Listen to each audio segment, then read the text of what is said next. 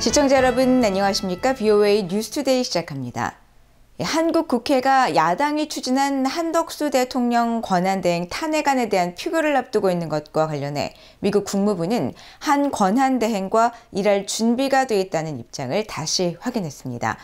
국무부는 또 최근 몇 년 동안 미한 동맹은 엄청난 진전을 이뤘다면서 앞으로도 한국과의 협력을 기대한다고 밝혔습니다.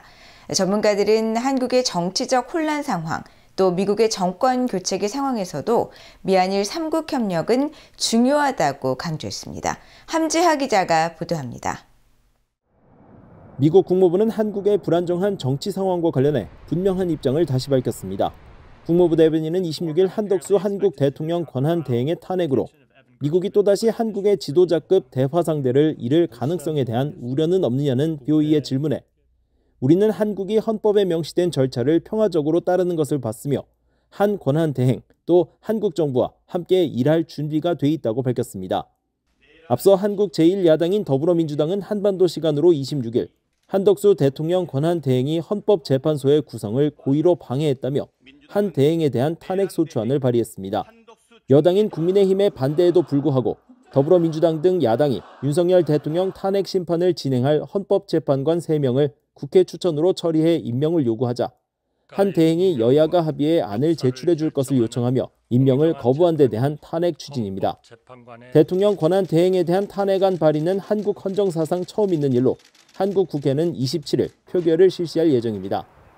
국무부는 이번 상황에 대해 블링컨 국무장관이 말했듯이 가장 중요한 것은 한국이 민주적 회복력을 보여줬다는 점이고 우리는 이 과정 전반에 걸쳐 한국 국민을 강력히 지지한다고 강조했습니다.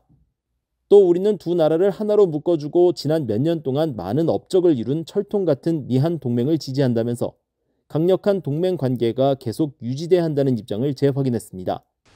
국무부 대변인은 이어 동맹은 최근 몇 년 동안 엄청난 진전을 이뤘다고 거듭 강조한 뒤 미국은 한국과 협력해 더 많은 진전을 달성하길 기대한다고 밝혔습니다. 한편 미국의 전문가들은 한국의 정치적 혼란과 미국의 정권 교체 가운데에서도 미한일 안보 협력은 계속돼야 한다고 강조했습니다. 고토 시오코 윌슨 센터 인도태평양 국장은 미한일 3국 협력의 필요성이 그 어느 때보다 크다면서 각국도 이 점을 인식하고 있다고 말했습니다. It is imperative to focus on what those interests are. And first and foremost of all is going to be the shared interest in security and stability in the region. And we want cooperation on deterrence. We do not want to, amid the uncertainties in the region, there is a great deal of need for the three Pacific powers to be able to coordinate, share information, and work together towards that common goal. 스콧 스나이더 한미경제연구소 소장은 미한일 3자 협력을 공고히 하기 위해서는 트럼프 당선인을 비롯한 3국 정상들의 지지가 중요하다는 점을 강조했습니다. Each leader has a choice, and that is whether to view the trilateral cooperation through the lens of their own political need, or whether to view the trilateral cooperation through the lens of respective national interests. And the premise underlying institutionalized U.S., Japan, South Korea trilateral cooperation is that they all share a common national interest in confronting China's rising influence. 앤드류 여 브루킹스 연구소 한국 석좌는 트럼프 새 행정부가 출범하면서 우선순위를 정하는 기간에 한국과 일본 정치 지도자들은 각국의 국내 문제 해결을 위해 미한일 협력을 잠시 멈출 수 있다고 진단했습니다. 그러나 미한일 협력체 내의 특정 기능과 특정 실무 그룹은 계속 유지될 것이라면서 구체적으로는 미한일 3국이 실시하고 있는 북한 미사일 경보 정보 실시간 공유를 꼽았습니다. BOE 뉴스 함지하입니다. 비상계엄 사태와 대통령 직무정지 등 한국의 불안정한 정국이 지속되는 가운데 한국과 중국의 외교장관이 소통을 재개했습니다. 중국은 대중국 강경책을 공언한 미국의 도널드 트럼프 2기 정부를 견제하기 위해 한국과의 관계 전환을 적극적으로 꾀할 것이라는 분석이 나옵니다. 조은정 기자가 보도합니다. 한국의 조태열 외교부 장관과 중국의 왕이 공산당 중앙정치국 위원 겸 외교부장이 지난 24일 전화통화를 가졌다고 한국 외교부가 밝혔습니다. 한국 외교부에 따르면 조 장관은 통화에서 윤석열 대통령 직무정지로 빚어진 한덕수 대통령 권한대행 총리체제에서도 한중 전략적 협력 동반자 관계를 지속 발전시켜 나간다는 정부의 입장은 변함이 없다고 설명했습니다. 또 중국 외교부에 따르면 왕 부장은 한국 내 정세 변화에 주목하고 있으며 중국은 내정 불간섭 원칙을 고수하고 있고 한국 국민이 국내의 문제를 적절하게 처리할 수 있는 지혜가 있다고 믿고 있다고 말했습니다. 왕 부장은 또 최근 공동의 노력으로 양국 관계가 발전 추세에 있다고 평가하며 한중 관계가 건강하고 안정적으로 발전하는 것은 양국 모두의 이익에 부합하는 일이라고 밝혔습니다. 조 장관은 내년 11월 경주 아시아태평양 경제협력체 APEC 정상회의를 앞두고 양국이 APEC 등 다양한 분야에서 협력을 지속해 나가자고 했고 왕 부장은 한국의 APEC 개최에 대한 중국 정부의 지지 입장을 거듭 표명했습니다. 한국 내 전문가들은 이번 한중 외교장관 통화를 보면 중국은 한국의 대통령 탄핵 정국이 한반도 정세 불안으로 이어지지 않도록 관리하려는 의도를 갖고 있다고 분석했습니다. 이제 올해 들어서 한일중 정상회의하고 난 이후에 한중 관계가 조금씩 개선이 되는 그런 모습들을 보였거든요. 내년에 정상회담까지 이렇게 얘기가 흘러나오고 있는 상황에서 갑자기 탄핵이 되고 이러니까 한중 관계를 관리하는데 굉장히 어려움이 있지 않을까 이런 불안감들이 있었는데 이번에 또 양국 외교 수장들이 안정적으로 관리하면서 좋은 방향으로 가자는 데 합의했다는 점은 그래도 주목되지 않나 싶습니다. 또 아주대 미중정책연구소 김흥규 소장은 이번 한중 외교장관 통화에 대해 중국이 러시아와의 군사 밀착을 등에 업은 북한이 도발에 나설 가능성과 윤석열 정부의 대북 강경책을 자신들의 핵심 이익을 침해할 수 있는 요인으로 보고 민감하게 주시해왔기 때문에 대통령 권한대행 체제이긴 하지만 정세 관리 차원에서 한국과의 소통에 적극 나선 것으로 분석했습니다. 한국통일연구원의 홍민 선임연구위원은 윤 대통령이 지난 12일 대국민 담화에서 중국인 간첩 문제를 언급한 데 대해 중국 외교부가 불만을 표한 것처럼 한중 관계는 여전히 좋지 않은 상황이지만 중국은 윤 대통령의 탄핵 여부, 또 상대적으로 중국의 우호적인 제1야당으로의 정권 교체 여부 등 한국 내 정치 상황을 지켜보면서 한국과의 기존 소통 채널을 유지할 것이라고 분석했습니다. 한국의 향후 전국이 전개된 여부에 따라서는 한중 관계가 새로운 국면으로도 전환될 수도 있는 여지가 있거든요. 중국 입장에서는 현 상태를 부정적으로 그냥 방치하기보다는 좀 더 적극적으로 향후 유도할 수 있는 여지를 남겨두기 위해서라도 일단 현재 관계는 유지하면서 향후에 적극적으로 나갈 수 있는 공간을 좀 확보한다. 이런 측면이 아마 중국의 주요 입장이지 않을까라는 생각이 듭니다. 한편 중국의 왕이 부장이 이번 통화에서 한중 양국이 공급망 안정을 공동으로 유지해야 한다는 입장을 밝혔습니다. 전문가들은 이에 대해 대중 강경 정책을 추구하는 미국의 도널드 트럼프 새 행정부에 맞서 중국의 한국 관리 의도라고 분석했습니다. VOA 뉴스 조은정입니다. 내년부터 공화당이 다수당 지위를 갖는 미국 상원에서 외교위원회와 군사위원회를 이끌 차기 위원장 제임스 리시 의원과 로저 위커 의원이 각각 내정됐습니다. 두 의원은 인도태평양 지역에 미국 핵무기 배치의 필요성을 주장해온 인사들입니다. 이조은 기자가 보도합니다. 내년 1월 3일 출범하는 119대 미국 의회에서 상원 공화당 대표를 맡을 존 듀 의원이 상원 21개 위원회에 배정될 공화당 의원들의 명단을 발표했습니다. 20일 발표된 명단에 따르면 미국의 국가안보정책 감독 역할을 하는 상원 외교위원회와 군사위원회를 이끌 차기 위원장에 제임스 리시 의원과 로저 위커 의원이 각각 내정됐습니다. 리시 의원과 위커 의원은 한반도를 비롯한 인도태평양 지역에 미국의 핵무기를 배치해야 할 필요성을 거론해온 인사들입니다.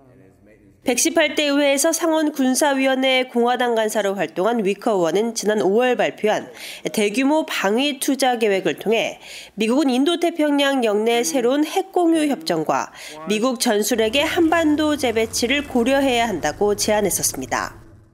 With our allies South Korea, Japan, and Australia, we should discuss nuclear burden sharing agreements. It's time for them to step forward and join us in nuclear burden sharing. We should also explore redeploying American nuclear weapons back where they have been in the past, to that region to keep North Korea and China in check.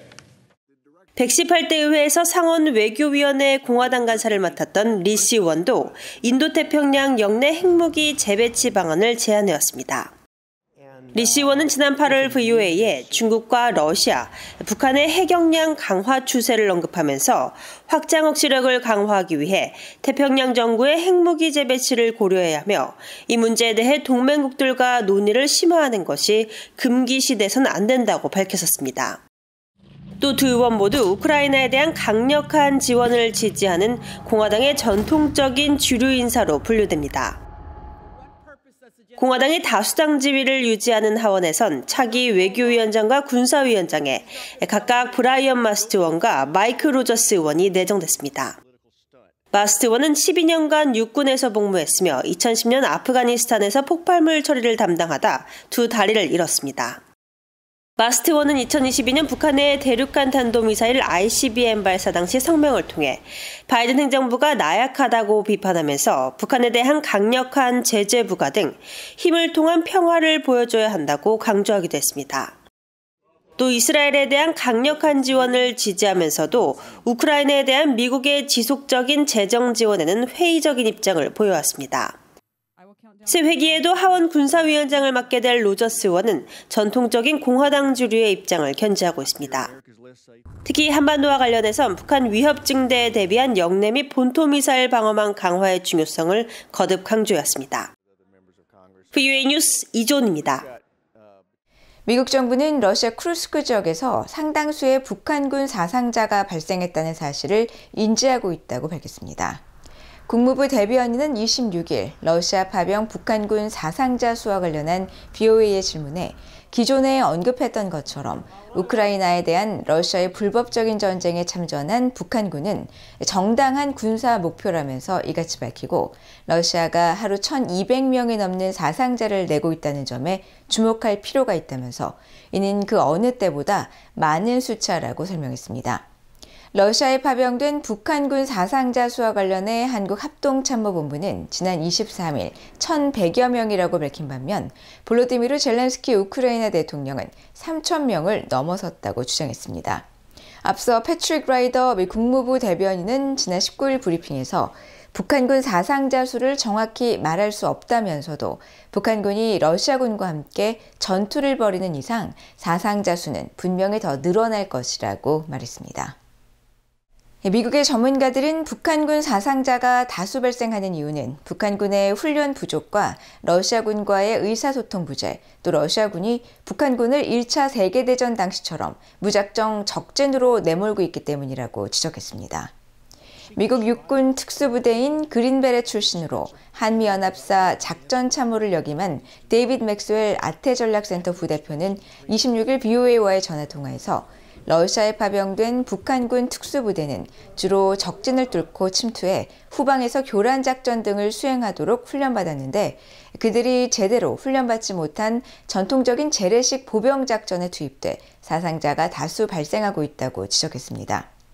또 미국 중앙정보국 CIA 한국 담당 부국장을 역임한 브루스 클링너 헤리티지 재단 선임연구원은 러시아가 1차 세계대전 당시 돌격전과 같은 방식으로 고정된 우크라이나 전지에 북한군을 무작정 투입하기 때문에 많은 사상자가 발생할 수밖에 없다고 분석했습니다.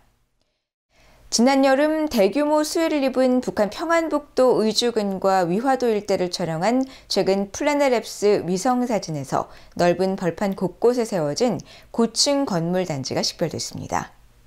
이 지역에선 지난 7월 말 대규모 홍수로 주택단지가 초토화된 장면과 곳곳에 이재민이 머무는 것으로 추정되는 대규모 천막단지가 포착됐었는데 약 5개월이 지난 현재는 아파트 형태의 새 고층 건물이 들어섰습니다. 이들 새 건물은 6개 내지 7개 지대에 분산돼 있으며 일부 건물은 층수가 꽤 높은 듯 그림자가 매우 길게 늘어져 있습니다. 위성사진에 화질이 낮아 정확한 건물의 수를 파악하긴 어렵지만 그림자를 토대로 의주근과 위화도 등지에만 최소 200채가 넘는 새 건물이 식별됐습니다. 새롭게 건물이 들어선 지대는 이전까지 저층 건물이 모인 형태의 마을이 있던 곳이었지만 현재 이 일대 여러 마을에서 사라진 주택이 수백 채에 이르러 당시 수해 피해가 매우 컸던 것으로 재확인됐습니다. 국제뉴스입니다. 조 바이든 미국 대통령이 성탄절에 우크라이나 에너지 기관 시설을 겨냥한 러시아의 공격을 비난하면서 우크라이나에 대한 무기 지원 확대를 지시했습니다. 바이든 대통령은 25일 성명에서 성탄절 이른 아침 러시아는 우크라이나 도시들과 핵심 에너지 기관 시설을 겨냥해 미사일과 드론을 발사했다고 지적하고 이 터무니없는 공격의 목적은 동절기 우크라이나 국민의 난방과 전기를 차단하고 관련 공급망의 안전을 위태롭게 하려는 것이었다고 비판했습니다. 바이든 대통령은 이어 미국과 국제사회는 우크라이나가 러시아의 침략에 맞서 승리할 때까지 계속 함께해야 한다면서 나는 우크라이나에 무기 공급을 계속 확대하라고 국방부에 지시했으며 미국은 러시아군 공격을 방어하는 우크라이나의 입지를 강화하기 위해 끊임없이 노력할 것이라고 밝혔습니다. 러시아는 도널드 트럼프 차기 미국 행정부를 상대로 우크라이나 문제 해결을 위한 협의에 열려 있다고 세르게이 라브로프 러시아 외무장관이 밝혔습니다. 라브로프 장관은 26일 내외신 기자들에게 이같이 밝히고 공허한 대화는 러시아를 만족시키지 못할 것이라면서 휴전은 아무런 결론에 도달하지 못하는 길이며 휴전 이상의 조치를 원한다고 말했습니다. 이어 러시아 연방의 안보와 이웃 국가들의 정당한 안보 이익을 보장하는 모든 조건을 명시하는 최종적인 법적 합의가 러시아에게 필요하다고 강조하고 이런 합의를 위반할 수 없도록 국제법적 방식으로 고정될 필요가 있다고 밝혔습니다. 최소 38명이 사망한 아제르바이잔 항공기 추락 사고 원인은 러시아의 미사일 발사였다는 보도가 잇따르고 있습니다. 유로뉴스는 26일 아제르바이잔 정부 소식통을 인용해 러시아의 지대공 미사일이 25일 카자흐스탄 악타우에 추락한 아제르바이잔 항공기 사고 원인으로 확인됐다고 보도했습니다. 또 러시아의 독립언론 메두자는 사고 당일 보도에서 러시아 정규군을 지원하는 체첸의 여러 도시를 상대로 우크라이나가 최근 드론 공습을 시작했고 이에 따라 러시아가 방공태세를 강화한 상태였다면서 미사일 격추가 사고 원인으로 유력하며 정황상 발사 주체는 러시아군일 공산이 크다고 분석했습니다. 한편 미국 CNN은 추락한 사고 항공기의 영상을 통해 비행기의 꼬리와 왼쪽 날개에서 여러 개의 구멍과 파손 흔적을 공개했고 월스트리트 저널은 25일 수십 명이 숨진 항공기 추락은 러시아 방공망에 의한 것으로 보인다는 제목의 기사에서 영국의 항공보안회사 오스프리 플라이트는 추락 당시 영상과 항공기 손상 상태, 최근 우크라이나 전쟁 관련 군사 활동 등을 평가할 때 러시아군 방공망에 격추됐을 가능성이 크다고 분석했다고 보도했습니다. 한편 러시아 크렘린궁의 드미트리 페스코프 대변인은 26일 브리핑에서 조사위원회의 결론이 나오기 전에 어떤 가설을 세우는 것도 옳지 않다면서 언론에 보도되는 미사일 추락설은 추측일 뿐이며 사고 원인은 현재 조사가 진행 중이라고 강조했습니다. 일본 2위 규모 국적항공사인 일본항공 잘이 사이버 공격을 받아 여객기 등 항공편 일부가 결항 또는 지연되고 화물 처리에도 차질을 빚었습니다. 일본항공 잘에 따르면 현지 시각으로 26일 오전 7시 25분쯤 시작된 이번 사태로 60편 넘는 국내선과 국제선 항공편이 최대 4시간 지연됐으며 국내선 2편은 취소됐습니다.